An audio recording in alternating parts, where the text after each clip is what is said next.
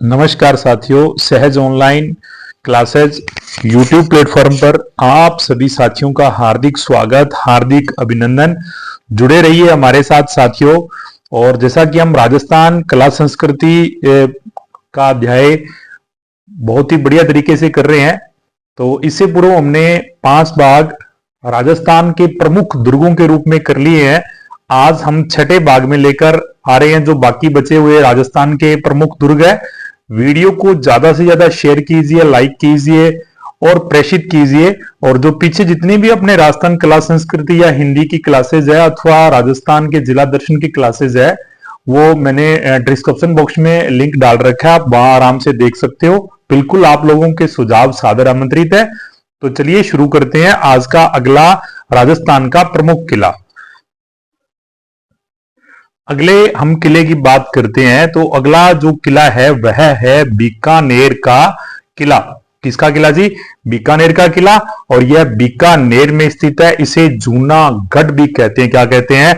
जूनागढ़। और इससे पूर्व हमने प्रमुख दुर्गों के 9 प्रकार पढ़े थे, उसमें से यह जो बीकानेर का किला है इसको दानवन दुर्ग अथवा भूमि दुर्ग भी कहते हैं। वहीं जो ये जूनागढ़ दुर्ग है, इस दुर्ग का निर्माण बीकानेर के शासक राय सिंह ने करवाया। किसने करवाया? राय सिंह ने करवाया।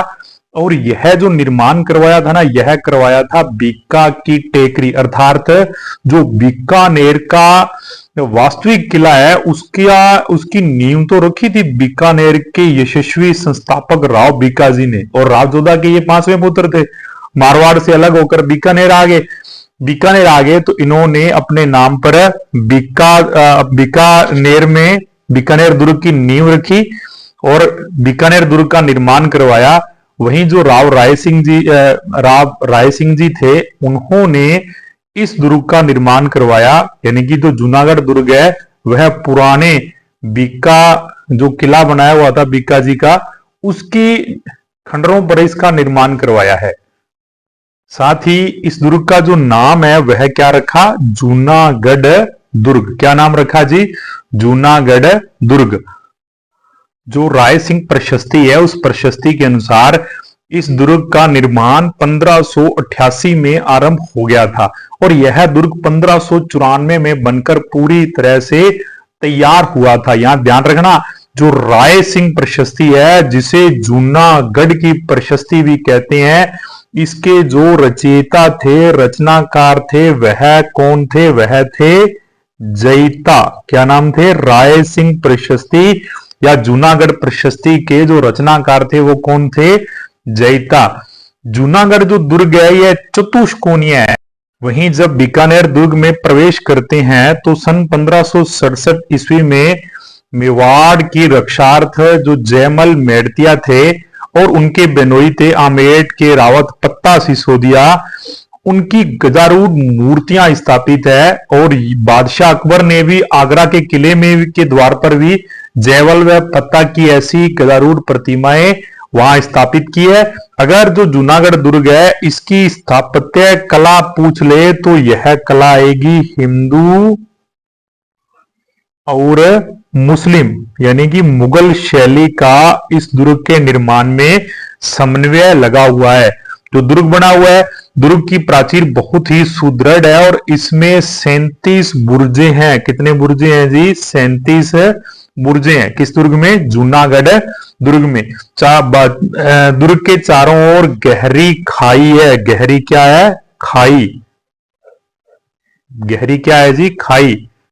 जो जूनागढ़ का अनूप महल है, इसी अनूप महल में यहाँ के शासकों का राज तिलक किया जाता था। किसमें होता था राज तिलक? अनूप महल में होता था। और साथ ही आप सभी को विदित है यहाँ के उस्ता कलाकार बहुत ही प्रसिद्ध है। इन उस्ता कलाकारों द्वारा सोने की पच्चीकारी का यहाँ के भवनों में बड़ा ही शानदार बारीक अंकन किया गया है। साथ ही यहां पर एक म्यूजियम, एक संग्रहालय का निर्माण किया गया है जिसका नाम क्या है? अनूप संग्रहालय। क्या नाम है जी? अनूप संग्रहालय। इसके अलावा ना यह जो दुर्ग है ना, इस दुर्ग के अंदर 2 कुएं हैं। कितने कुएं हैं? 2। और उन 2 कुओं के नाम है रामसर एवं दूसरे कुएं का नाम है रानीसर। यानी कि पूछ ले जो जूनागढ़ दुर्ग है उसके अंदर स्थित 2 कुओं के नाम बताइए, तो क्या नाम है? रामसर और रानीसर। साथ ही यह भी ध्यान रखना, इस दुर्ग को एक उपमा दी गई है। उपमा क्या दी गई है? इस दुर्ग को जमीन का जेवर, जमीन का जेवर की भी उपमा इसी दुर्ग को दी गई है। और साथ ही हम सभी को यह विदित है कि जो बीकानेर के शासक थे उन्होंने अकबर की अधीनता स्वीकार कर ली थी। तो यहां पर मुगलों के इतने आक्रमण नहीं हुए जितने कि जोधपुर एवं नागौर के राठौरों ने किए। और साथ ही एक प्रसिद्ध आक्रमण यहां जो 1541 ईस्वी 1541 ईस्वी में जोधपुर के शासक थे राव मालदेव, और राव मालदेव ने इस जूनागढ़ पर अटैक किया, बीकानेर के किले पर आक्रमण कर इस पर अधिकार कर लिया। और इसी युद्ध में बीकानेर के शासक थे राव जैतसिंह। क्या नाम था जी? राव जैतसिंह। यह शहीद हो गए थे। अगले दुर्ग की बात करने जा रहे हैं, उसे कहते हैं चूरू का किला अथवा चांदी के गोले दागने वाला किला। राजस्थान का देखो किले भी कैसे हैं जो चांदी के गोले दागते हैं। और अच्छे से यह प्रश्न है आरपीएससी टीचर एग्जाम 2007 में ये पूछा जा चुका है कि राजस्थान का वह कौन सा किला था जिसने चांदी के गोले दागे थे। तो उत्तर क्या आएगा? चूरू का किला। और अब चूरू की बात करें, आप सभी को विदित है चूरू में कैसा वातावरण है। तो चूरू का वातावरण आपको पता है बीकानेर जैसा ही है कि यह दुर्ग की कौन सी श्रेणी में आएगा? दानवन या भूमि दुर्ग की श्रेणी में आएगा। इस दुर्ग के अगर निर्माणकर्ता की बात करें तो सन 1739 ईस्वी, क्या टाइम था? 1739 ईस्वी।